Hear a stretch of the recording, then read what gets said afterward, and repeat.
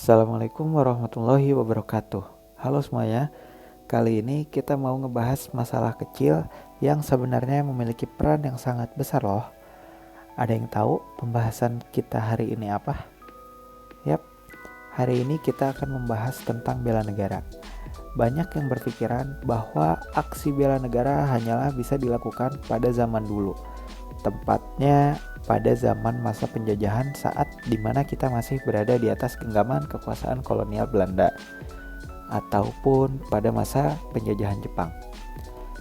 Aksi bela negara di zaman dulu bisa berarti kita ikut bagian dalam perang kemerdekaan. Namun zaman perang sudah berlalu. Lalu apakah ini berarti kita sudah tak perlu wajib bela negara lagi? Apa yang bisa kita lakukan untuk melakukan aksi bela negara di zaman kita yang sudah damai ini? Tentu saja tidak. Kita bisa melakukan banyak hal untuk membela kesatuan negara kita yang tercinta ini. Membela negara adalah kewajiban setiap warga negara manapun, termasuk juga Indonesia. Bahkan ini juga sudah ada di Undang-Undang Dasar 45, utamanya dalam pasal 27 ayat 3 yang berbunyi, setiap warga negara berhak dan wajib ikut serta dalam upaya pembelaan negara. Selain pada pasal 27, kewajiban bela negara juga termaktub pada pasal 30 ayat 1 Undang-Undang Dasar 1945, yaitu tiap-tiap warga negara berhak dan wajib ikut serta dalam usaha pertahanan dan keamanan negara. Lalu, apa yang harus kita lakukan sebagai milenial di zaman sekarang? Nah, di sini kita punya beberapa rekomendasinya nih. Yang pertama, bela negara dengan merawat lingkungan. Merawat, menjaga, dan melestarikan lingkungan sekitar tempat kita hidup juga merupakan salah satu aksi bela negara yang sangat penting, karena hal ini mencerminkan kecintaan kita pada bumi kita sendiri. Semakin tipis kesadaran kita di zaman sekarang akan pentingnya merawat lingkungan, karena itu kita bisa memulainya dari diri kita sendiri.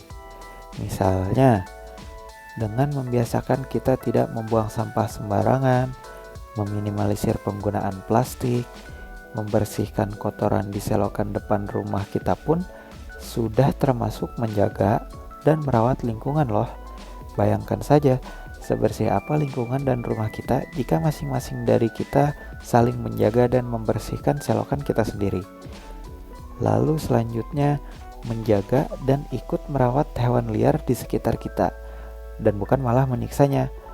Entah itu kucing liar, anjing liar, sekalipun kita tidak menyukai keberadaannya, kita bisa mengusirnya dengan cara yang lebih baik, sampai ikut menanam pohon dan tanaman lainnya di halaman rumah kita. Maka yang akan menikmati hasilnya pun kita sendiri, yang akan berdampak dengan Indonesia yang lebih segar dan lebih bersih. Nah, sekarang yang kedua, yaitu dengan mencintai produk lokal. Nah, sebelum membeli atau memakai produk luar, alangkah baiknya kita mencoba untuk bangga dan memakai produk lokal dulu loh. Entah dari pakaian, entah dari makanan, bahkan sampai alat transportasi pun Indonesia sudah memiliki produknya sendiri loh. Dan produk-produk itu pun adalah hasil karya anak negeri yang kualitasnya tak kalah dari kualitas luar. Banyak tahu brand lokal yang bisa dipilih, bahkan dijadikan investasi. Selain lebih hemat di kantong, membeli produk lokal juga merupakan wujud nyata bela negara yang akan berdampak besar pada perekonomian Indonesia itu sendiri. Yang ketiga, menjaga persatuan negara kita dengan tidak menyebarkan berita-berita hoax. Kita sering mendengar, semakin hoax semakin seru nih.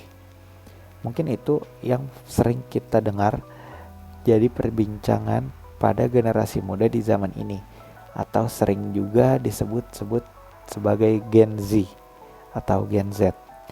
Namun hal ini seharusnya tak perlu dilakukan oleh generasi Z ini maupun generasi-generasi sebelumnya.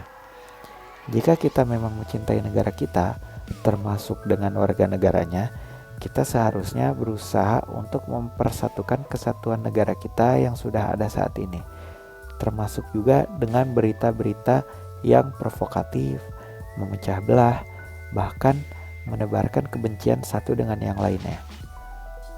Jadi, alangkah baiknya kita melakukan cek dan recheck dulu sebelum memforward atau reposting berita-berita yang tendensius atau provokatif, dan bahkan sampai memecah belah, supaya tidak memperkeruh suasana yang mungkin sebenarnya sudah damai-damai saja. Hal itu pun sudah termasuk dalam kriteria bela negara loh.